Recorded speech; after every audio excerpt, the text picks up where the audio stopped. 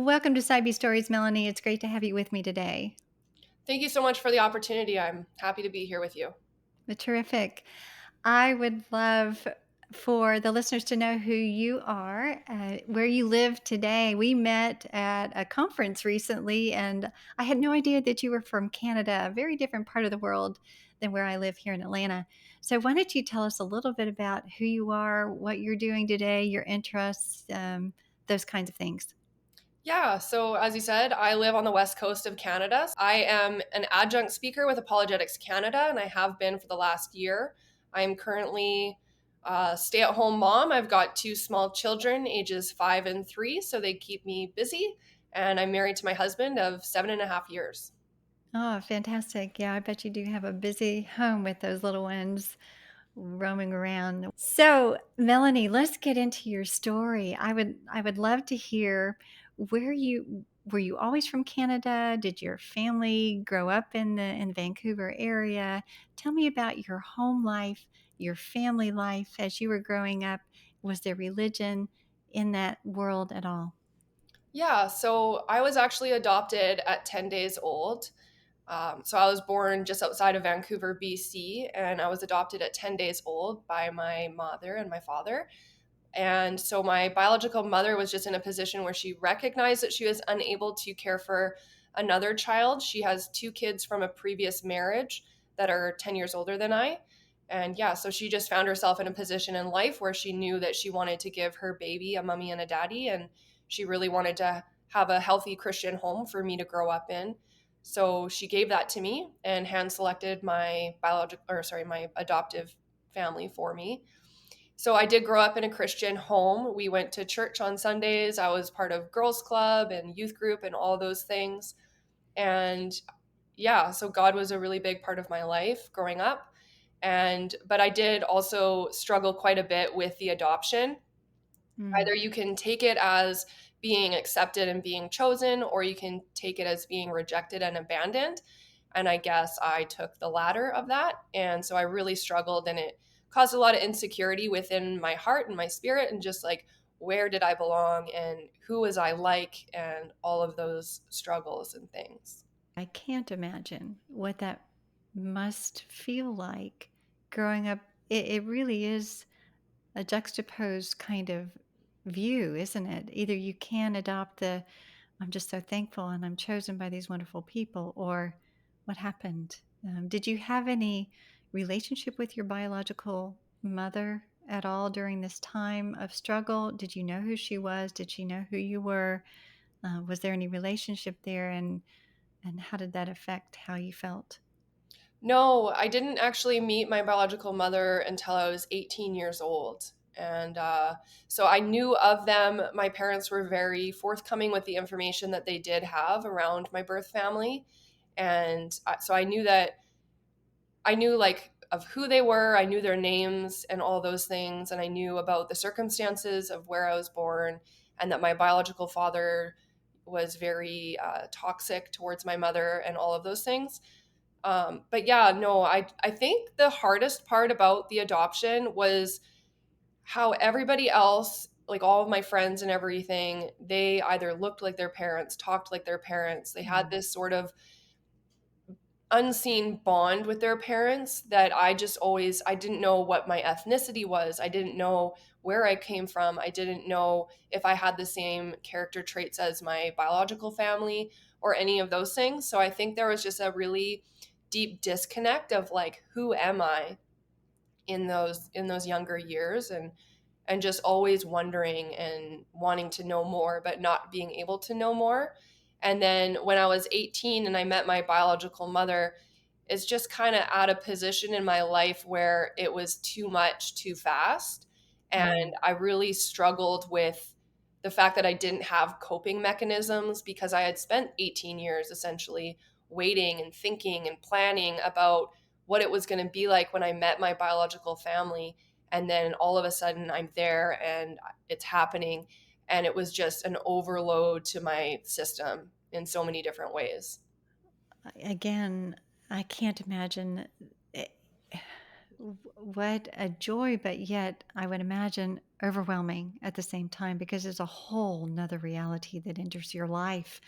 And especially as related to, as you talk about, when we're trying to consider who we are, what is our place, where do we come from, who are our people, and that sense of belonging and acceptance, and just trying to figure all of that out. Going back, I think that this probably is an undercurrent with regard to your growing up years. So when you're growing up in a family, you know you're adopted, you're loved by your adopted family. They're bringing you into this view of Christianity, that there's a God and you go to church and all of that. How uh, did you accept that? Are those the things that you were being taught both by your parents and by your church environment growing up?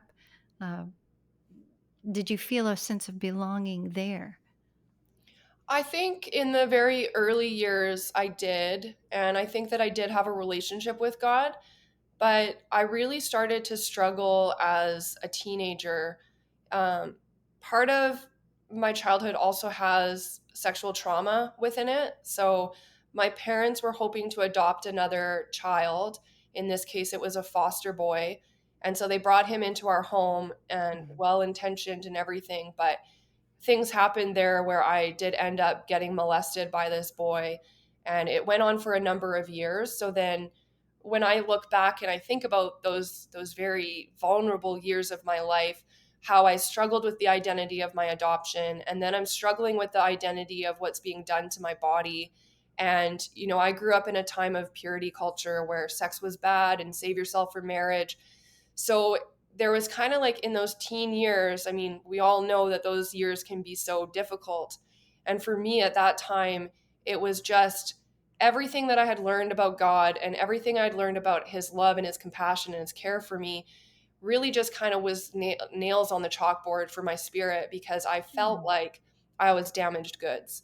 And every time somebody tried to speak like the language of love of Christianity to me, it felt like I was just pushed further and further away from that ideal Christian persona, essentially.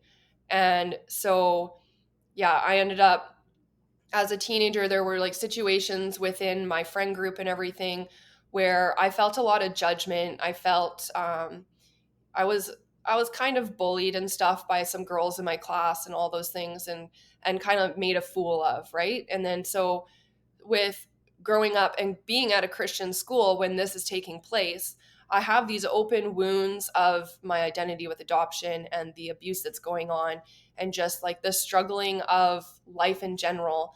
And then I'm coming to a school where people are making fun of me and, gaslighting me and all those things. So I just kind of painted God with that brush. And the way that I internalized his character at that point in my life was that he was just an angry guy in the sky with a lightning bolt waiting for me to screw up so he could smite me. Like I just felt like I was just a game and I was just always going to lose the game. And so I chose to walk away from religion and all of the things while I was a teenager, because I felt like I would never be able to measure up to whatever standard it was that Christians and God had for me. And just struggling with the hypocrisy and the condemnation and the judgment that I felt from other Christians, it was just not worth it to me. Like I would have rathered run away and just been completely free of this whole God concept so that I could just be broken by myself, because everything in the Christian culture was making me feel like I would never make it. Wow, there's a lot there. Yeah. And I can completely understand why you wanted to push back from Christian culture, from all of these concepts of God that were presented to you but not lived out in any stretch of the imagination, that you were rejected and bullied and felt condemned. And then what was going on at home, that you never could live up to anyone's standards. And that what a burden and what devastation, really, to try to be living in this place where Christianity is supposed to make sense. And like you say, being this loving God, and but these people who represent God, Christian friends even, not accepting you, not loving you, and then what was happening at home, just unspeakable. Mhm. Uh, so you decided as a teenager that this was not anything for you, that Christianity was not anything for you. God is not worth believing in. I presume, like you say, he was kind of a vindictive bully along with those who were bullying you in the Christian school. Um, I would leave that behind too. I think it's just not, who would want that? So, were you required to continue to go to church and go to Christian school, although you were internally rejecting that? Yeah, so I think that my whole separation from relationship with God really started at age 16. And so obviously I was still living with my parents at that time, and my the house rules were as long as you're under our roof, you're going to church. So I did continue to go to church with them, but it was just I'm showing up, I'm here, I'm doing what I have to do. And then when I leave, like I started to get into the party scene. I found friends that, you know, allowed me to not feel like garbage, really. Hmm. Like, so people that maybe were just more carefree, didn't really weren't worried about anything. They came from different family life. They just a place where I felt like I could land and just kind of exist in my chaos without feeling the judgment. And so I ended up actually friend hopping quite a bit as well. I look back now and I think that was just a way of trying to protect myself because I felt very vulnerable and I tried to play it off like I was tough and that I had it all figured out. But at the core, I was just a lost and broken little girl. And so I would hop from friend group to friend group so that people wouldn't be able to figure me out, wouldn't be able to see what I didn't know they might be able to see. I just felt like I had to protect myself and continue to build up walls and continue to move around so that people wouldn't get to know the real me because I had no clue what people would find. That's a tough road, isn't it? And I'm just want to say I'm sorry what happened to you growing up. Uh, that's just so difficult. And I can see where you would find freedom away from the constraints of this religion that you had rejected, but yet it sounds as if you were still a little bit lost, still a little bit searching, maybe more accepted in some ways. I mean, we all want to belong, we want to feel accepted, but struggling to figure out who you were and exactly where you did belong. How long were you in this period of just kind of trying to find your way through the chaos and the hurt? Yeah, so I came to the rock bottom of my life when I was 21. And, when I look back to that rebellion time of my life, I can see how God was still working in my life and his hand was still over me and his hand was protecting me, even though I had like told him like I'm done. Like I want nothing to do with you anymore. And I thought I had removed myself from him entirely, but he is so gracious and so filled with love and compassion for his children. And I can look back now and I can see how he protected me from a lot of different situations that could have gone really, really bad. And I can say that my mentality prior to coming back into relationship with God was very much the victim mentality. And I would use the things that had happened to me and the trauma, and I would blame people and I would just play the victim. And I always felt sorry for myself. And like that in itself is a bondage that I wish Mm. upon nobody because there is no hope, there is no purpose, there is no release and freedom and peace within that type of a lifestyle and that mentality. But I can see how God is so faithful in the midst of our own rebellion. So at 21, I came to the bottom. I came to the bottom of my barrel. And, like for me, like I said, like I had been in the party lifestyle. So I was drinking with friends and I had tried to quit on a few different occasions. But then my friends, the people that I was hanging out with, like they would say things like, oh, that's not the Mel we know and love. Like, come on, just have one. So even in my efforts to try and free myself from this chaotic lifestyle that I had submerged myself in, I couldn't, because of the people that I had surrounded myself with. They encouraged me to continue on this path that I was on. And so at 21, I told my, because I was still living with my parents. So I told my parents I couldn't go to the island, to, like Vancouver Island, to visit my grandma because I had to work. And then I told my work that I couldn't go into work because I had to go to the island to visit my grandma. So I just like lied to everybody so that I could have this weekend away, like no responsibility, nobody to hold me accountable, hang out with my friends and have a great time. And it was the worst weekend of my life. It was so horrible. My soul and my spirit were just at the end of whatever chaotic roller coaster I had put myself on. So it was at the end of that weekend. I knew my parents, like my parents had come back home, but I knew that they had gone to work for that day.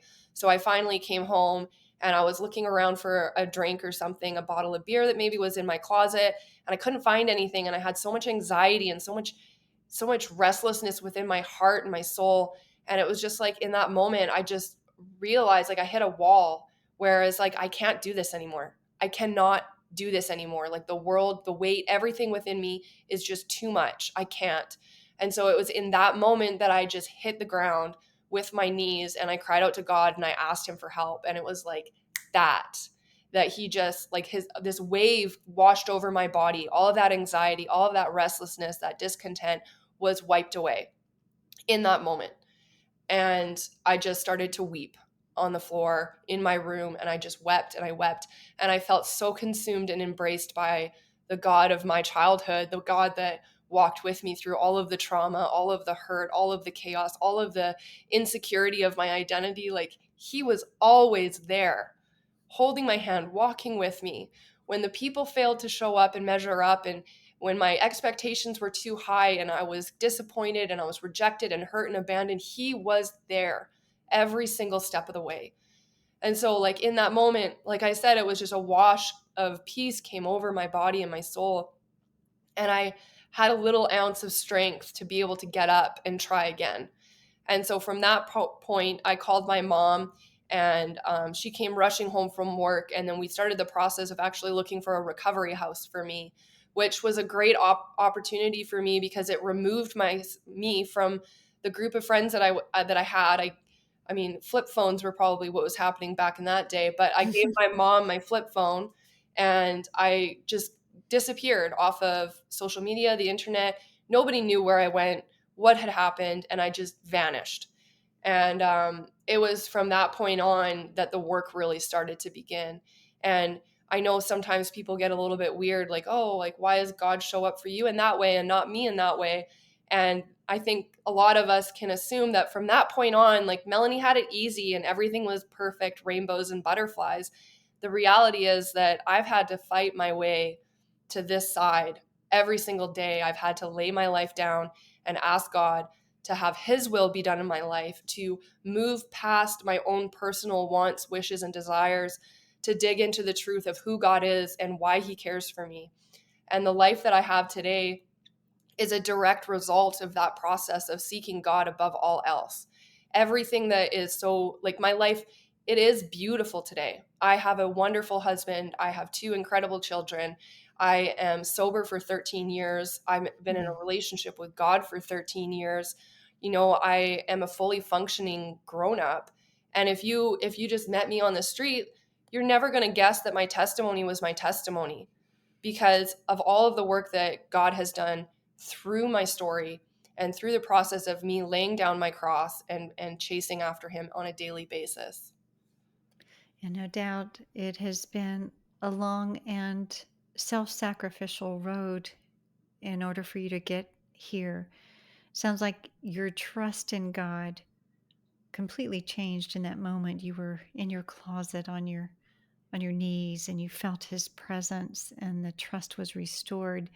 You know, you had mentioned that you felt you could kind of look back and see that God was with you even through all of the hard times.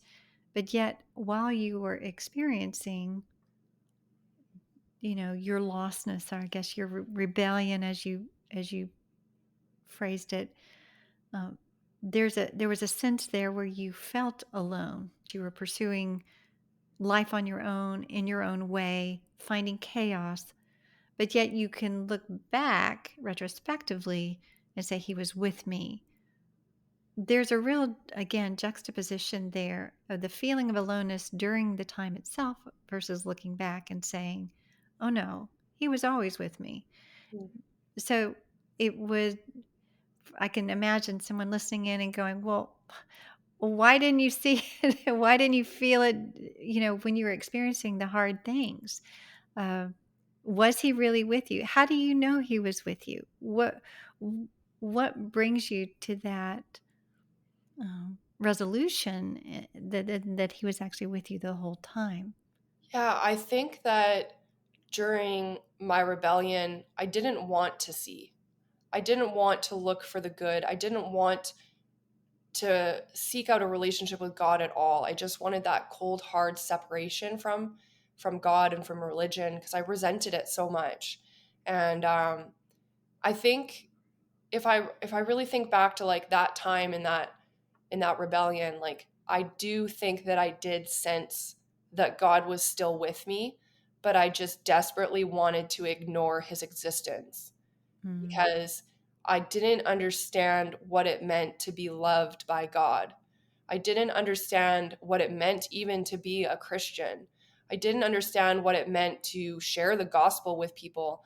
None of these things made sense to me. Christianity did not make sense to me. It was like that, like I just got fed the cookie cutter Christianity as a child. And like, I'm not saying, oh, my parents and the church did such a horrible thing. What I'm saying is that at some point we need to move away from the milk and move into the real solid food of our faith. And for me, that wasn't possible until I removed myself from it, walked away in my rebellion, and saw that no, my parents weren't just trying to control me, they were trying to protect me from a life of chaos. And, when they said don't have sex before marriage, it was an effort to try and protect me, like emotionally and spiritually, as a child of God, that I would honor my body and honor my husband with my body. And when they would say those things, though, it was just like Satan just took a dagger and just jammed it into my heart and told me, oh, well, you're already damaged. You're already dirty and filthy and unclean. So the negativity in my mind ever since I was a child was just always so very prominent there. mm, And when I think about it, at like on this side of my relationship with God, it's like Satan's been trying to destroy me since my conception because my mother was told that she should get an abortion and she chose not to.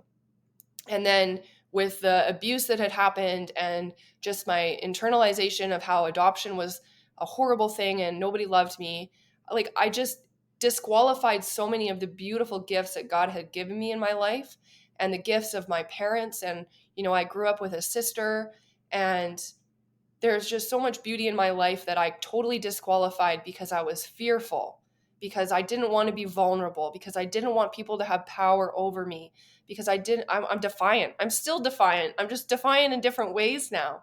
Like now I'm more defiant towards society. Like, why do I have to do that? Like, don't tell me what to do. I'm going to do what I want to do. So it just comes out differently now. Whereas back then, it was a defiance towards God, it was defiance towards my parents and towards Christianity as a whole, because I didn't want people to try and control me. I wanted to have control. But now I'm at a place where I recognize that God is the ultimate authority and he has control over my life today. And as a result of that, I have a beautiful life and like a direct result of God. And he gets all the glory and all the credit, because without my process of seeking after him and his truth and his heart for me, I would never have gotten to where I am today. well, that really is beautiful and so redemptive. Your language of, I guess earlier too, that you had felt a victim, and instead of looking at the blessings, but the reality is you did suffer under the hand of your brother. It was something he had power over you. You you you were the victim. You were the victim there, and in a sense powerless at that young time in your life. Looking back, How can you reconcile, because I'm sure people ask you this question, how can you reconcile what happened to you as a child that was something that was beyond your control? It's not something that you wanted, it was something that happened to you. How could a good and loving God, a God who loves you, allow that to happen? Yeah, yeah, it's a definitely a commonly asked question of how can God let bad things happen to good people? And I believe in God, so I believe that God has an enemy that is very, very actively trying to take away the opportunity for us to come into relationship with Christ and to recognize the goodness of God and the sacrifice that he has made and the goodness that he has done. And do I wish that those things never happened to me? Absolutely. I don't wish that those things would happen to anybody. A child does not deserve to have to walk through that dark tunnel of complete despair and be a victim at the hand of another. I can't change it. There's nothing that can take me back to change it. And like I said, like I lived with the victim mentality for so many years that it took away my ability to live in freedom. It took away my ability to live as my own individual person. Really, that situation had control over me for years after that point. And even now as a grown up, like there are still things that I have to heal from because of what was done to me. And I have to choose to heal. I have to choose to do the work to come to God and to bear my heart before him and to allow him to heal those parts of my heart. I think for myself, I held on to a lot of the darkness of my childhood for years because at least I knew how it felt. Even though it felt horrible and it felt disgusting and that victim mentality was just always hovering over me like the rain cloud for Eeyore, it was at least something that I knew hurt. Mm. What scared me more was to walk away from that pain and choose to heal from it. Mm. What scared me more was to accept God unknowingly. What is going to happen? What is the good life? What is this freedom from affliction that he promises us? I was more scared of the unknown of the good stuff than I was to know exactly how much it hurt to be stuck in the muck. Yeah, we are often motivated by fear, aren't we? And we live in a broken world, with broken people who do really broken things, Mm. and sometimes that's hard to reconcile. But what I appreciate about your story and about you is that you chose to move out of that victim mentality, move out of your fear and into faith in the God who loves you and desires the best for you. So much so that in that day, again, when you were 21, you surrendered to the God that you then trusted again with your life. I imagine that you've described a lot about how your life has changed. That you moved from victim mentality to one of surrender, to one of growth, to one of trust in God. How has that affected your life when you finally turned everything over to Christ? You speak of freedom. You speak of uh, restoration, really, and a redemption. And I can see it. I can feel it from you. I can hear it in your voice. How has your life changed since you decided to give your trust and your life back over to God? My life has changed a lot in the way of just how my perspective is on life. When hard times come, I get to rest in the arms of my God. And just 2 years ago, just an example, my biological brother died, and it was really hard to go through that grieving process. And I think I am still grieving it, really. But what I noticed in the first initial moments of finding out that he was gone, I noticed that it was like for the first time in my life, I had gone through a season of deep mourning. Well, I've gone through lots of seasons of deep mourning, don't get me wrong, but this was the first time that in the midst of it all, I didn't feel hopeless. I felt filled with hope. I felt God's embrace, and I was able to process the grief from a place of being grateful for the time that I had with him, because I was able to connect. Like, since I met him and my sister at 18, I had the opportunity to connect with them and to get to know them. And somebody said to me, they're like, "Oh, well, how you weren't that close, so like why are you having such a hard time?" And it's like, well, for me, yeah, I wasn't super close. We didn't grow up together. We didn't grow up play fighting. I didn't know what his favorite food was or his Mm, favorite color was. There's so mm, much from my identity of adoption that I've missed out on, and now all of a sudden there's a huge sever that I'll never get that stuff. I'll never get to ask him what his favorite food was, what his favorite color was. And but in that moment of that morning, I was able to just rest in the arms of God and to know that it's okay. It's okay. And I just like that's where God has just like reconciled me to himself. mm, Even though I have that life behind me of like the struggle and the hardship and everything.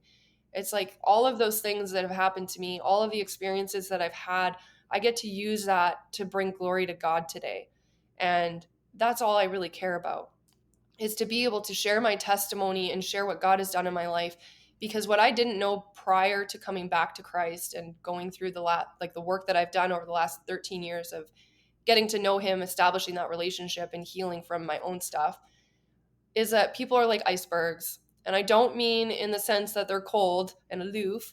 I mean that we only see the surface of what's going on in people's lives.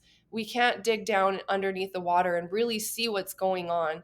And so that's where my heart is at today. I get to remain calm in the embrace of my God and recognize that there's things happening in this world that I don't know about.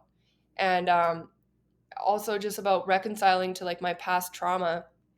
There's like nobody wants to talk about it, but there is still trauma that is happening.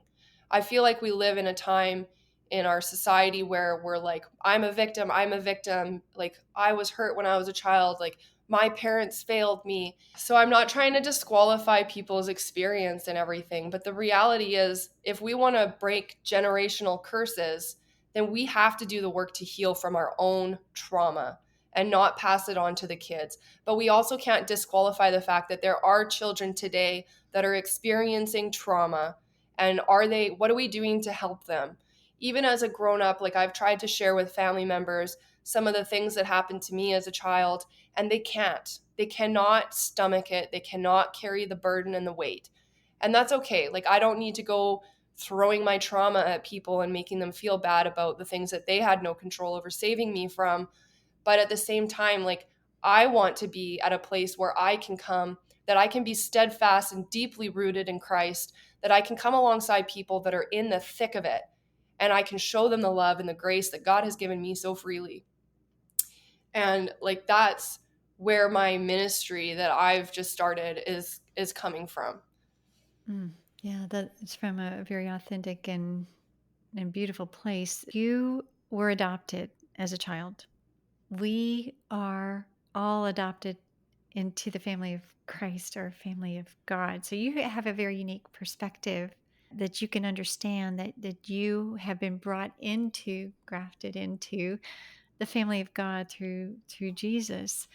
That there isn't. It sounds like you've turned, like you say, from victimhood to appreciating being a part of the family of God.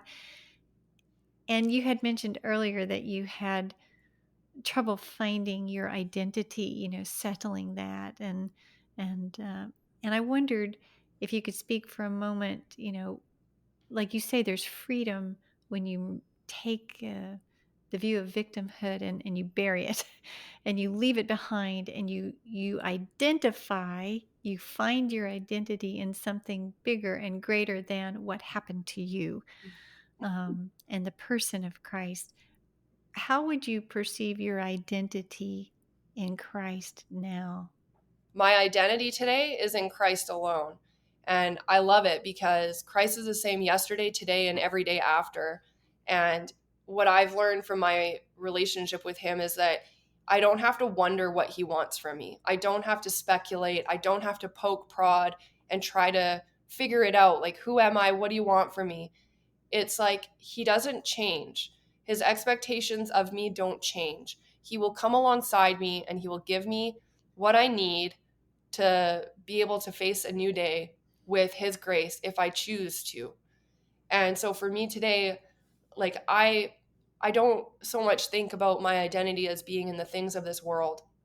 I don't think, oh yeah, well, like my name's Melanie, I'm an adoptee, I'm a wife, I'm a daughter, I'm a sister, I'm a friend, I'm a mother. Like those are all things that can change. They will change with the seasons of time. If God forbid one of my family members die, like it's cut hard stop. Things change. Seasons in life change, but God remains the same every single day. And for me as an adoptee, I take great comfort in knowing that I am adopted into the family of God. And, like I don't know what my heritage is. I don't know what land I come from, really. I've taken the DNA test and they've conflicted. So I don't really know. Am I Scottish? Am I Irish? Am I from Canada? Like, who am I? I have no idea. But I know that my identity comes from Christ alone, and that at the end of this life, I get the honor and the privilege of walking with God into eternity if I continue to pursue that relationship with Him and put my identity in Him. And even when people come at me, or like society changes and the opinions of people happen, or my opinions change, it doesn't change the fact that I am a child of God. That's beautiful.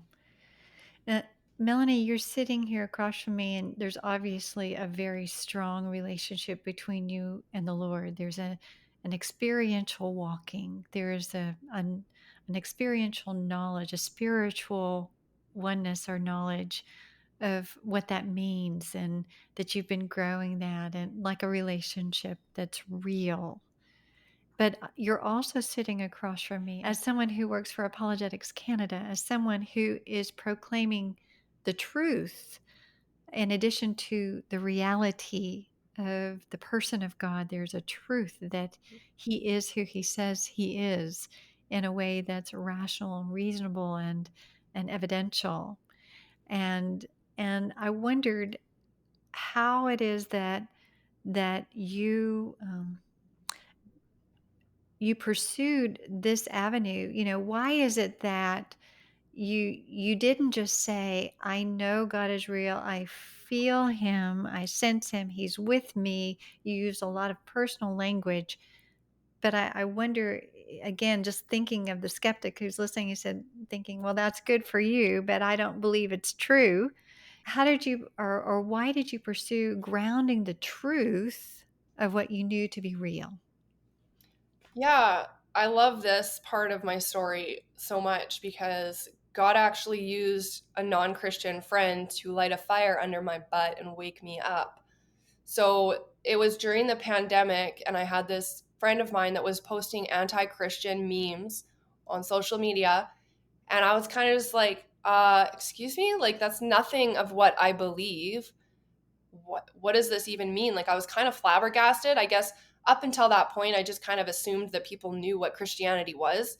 And I had kept my faith not quiet, but I wasn't overly open with it because I didn't want to make people outside of Christianity feel uncomfortable. So up until that point I can kind of just like kept Jesus for myself. And then God used this friend to just light the fire. And I realized, no, like I need to be able to accurately represent the God that I say that I serve. I need to know what I believe, how I believe it, why I believe it, and I need to be able to share it with other people in a way that's going to allow conversations to start and people to recognize that a lot of us misinterpret who God is. And a lot of us as Christians wearing the label, we misrepresent God on a daily basis. Even myself, like in my early years, like I do feel like those years were so important for me to lay down the groundwork, dig into what it meant for myself personally to love God and understand God and deeply root myself in that. But then it's like we have a responsibility now to be able to share the truth of who God is and why he loves us with the people around us. I am responsible in my daily walk to represent God and represent him well, because that friend that posted those memes, she comes from a place where she's only ever seen Christians that tell her that she's going to burn in hell.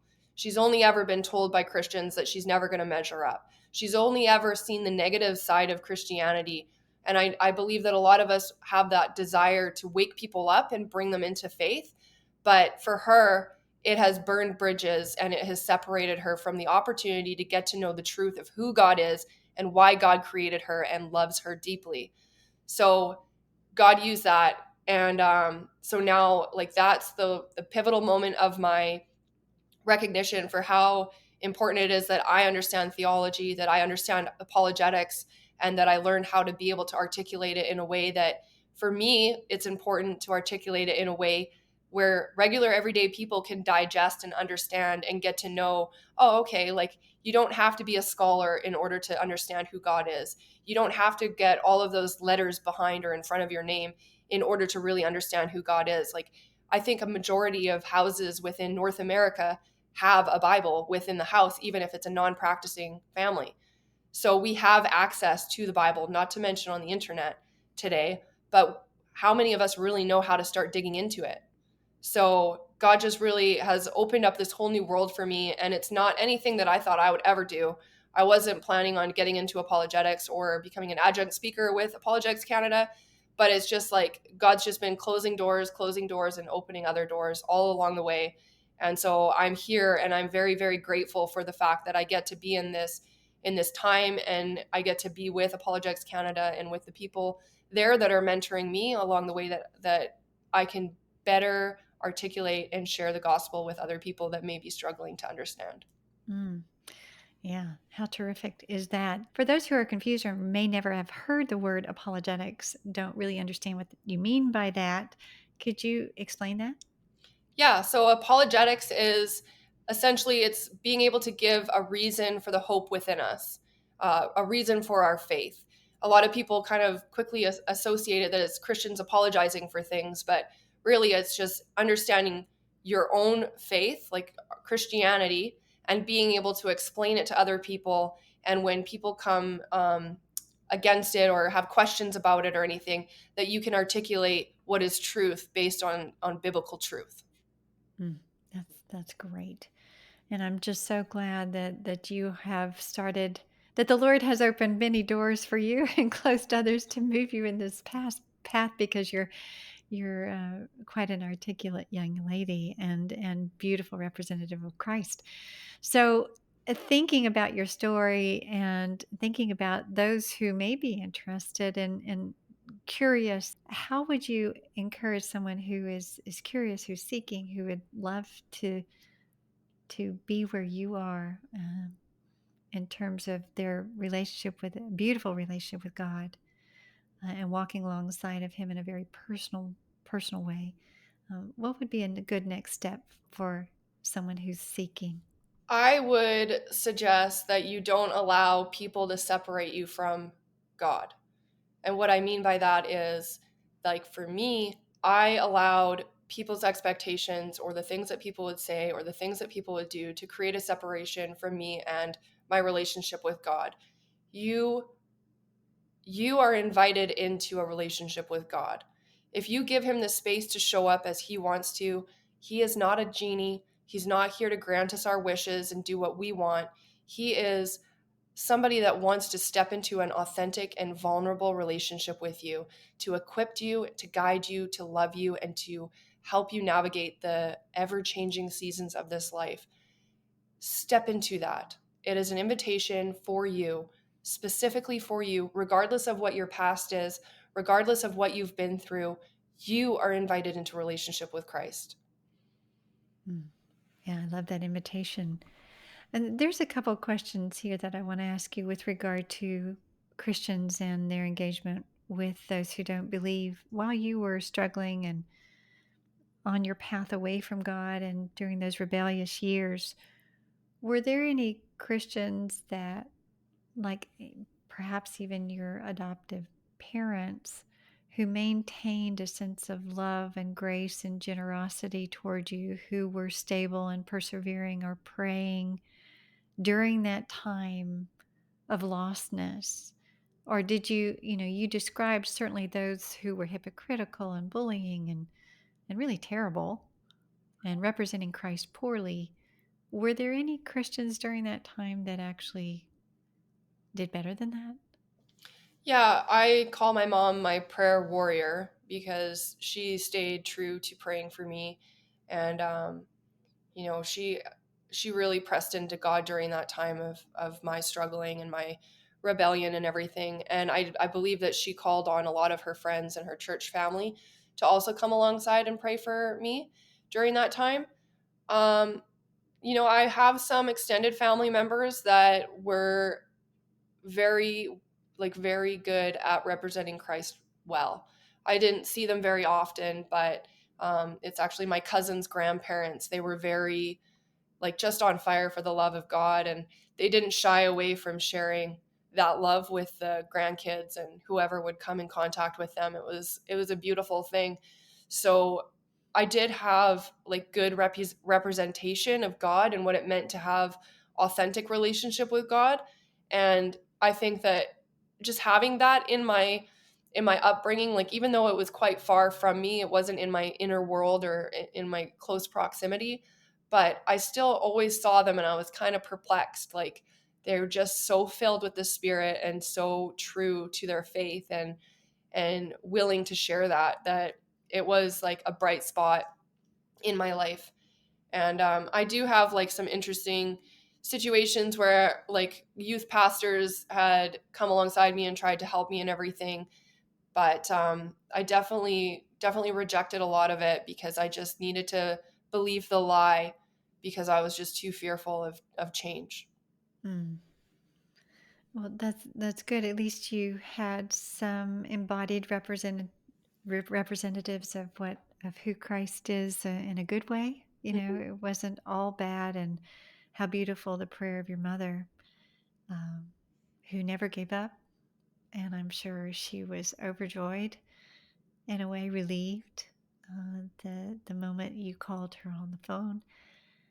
For those of us who are Christians who really want to be an embodied example of Christ to others, who want to reach others well, you have really commissioned us in so many ways, not only to live a surrendered life, I think, ourselves, so that others can see what a surrendered life looks like, um, but to live in a way that is not a victimhood, not in an embodied hypocritical way, of what Christ wouldn't do to others, or treat others in a very poor way that would push people away. You've given really kind of beautiful examples on both sides of what we should or maybe shouldn't do. But do you have a kind of a word for us as Christians on how to best engage people who don't believe, maybe even people who are in active rebellion? Yeah, I think first and foremost, it's so important that as Christians, we always put our relationship with God first. If I'm not tapping into the waters of the Holy Spirit and filling up on that, then I have nothing to give. And whatever I do give can possibly deter people or cause more harm than good. So for myself, I've recognized that my relationship with God is the first priority in my life because without that, I don't have anything. And if I think really it comes down to after that, it's our word choice. Are we saying things just because it's the things that were always said, or are we saying things from a place of love? When people would tell me, oh, Jesus loves you, that meant nothing to me in that time because I didn't love myself. I didn't know what true love was. I didn't understand why Jesus, of all people, would want to love me. I felt like garbage. And so when people would come up to me and be like, oh, well, Jesus loves you, it just felt more like a dismissive verbiage than anything that really hit the heart. And I think really that comes with action. Are we showing people the love of Jesus in a way that it's not glorifying ourselves, but it is solely glorifying God? Are we giving freely of ourselves to help other people? Are we being the hands and feet of Jesus in the world? And maybe it's going to come in the way of feeding the homeless or serving in your community in some volunteer position. Or maybe it's going to be by writing a blog and encouraging other people. But again, all of those things can so easily become corrupted if we are not doing the first priority, which is seeking our relationship with Christ. And we have an incredible gift to be able to shine our light for Jesus in this world, in this time, with all of the cultural things that are going on. And people are expecting Christians to be hate filled. And you know what? I want to be a part of the change. I want to be the hands and feet of Jesus in a culture that thinks that Jesus just wants to condemn them. And I want to be like, I just want to get down into the depths of people's hearts and despair. And like, it's not about me.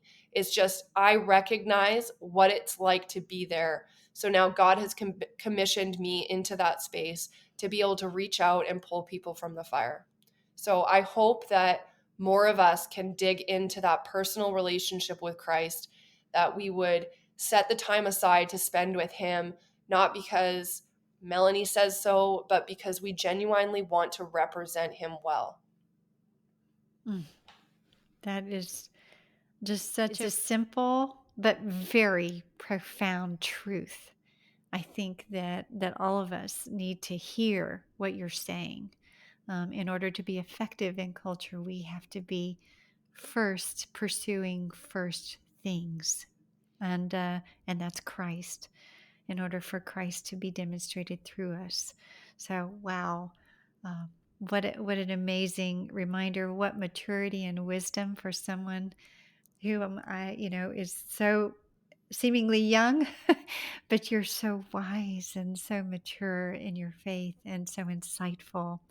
It reminds me of Paul's letter to Timothy when he said, don't let anyone look down upon you really because of your age. And whoa, what you can bring to those of us who are older, and I just pray that we have ears to hear your whole story. Mhm. So many jewels that come forward in your story, and so many vulnerable um, places, and so many realities of. It's obvious to me that you've reflected deeply about your story, understanding why you rejected God, because you didn't have a good understanding of who He was because of what was happening to you all around you, but yet you have um, risen above all of that beauty from ashes and are on the other side and proclaiming a beautiful Christ and a loving God despite it all, who is the author of all truth over and above that. And you're so bold. Thank you so much, Melanie, for coming on, for again, just speaking the truth in love and in deep clarity. I appreciate your voice, your wisdom, and your story. Thank you so much for this opportunity. It was great to meet with you. It is so good to have you.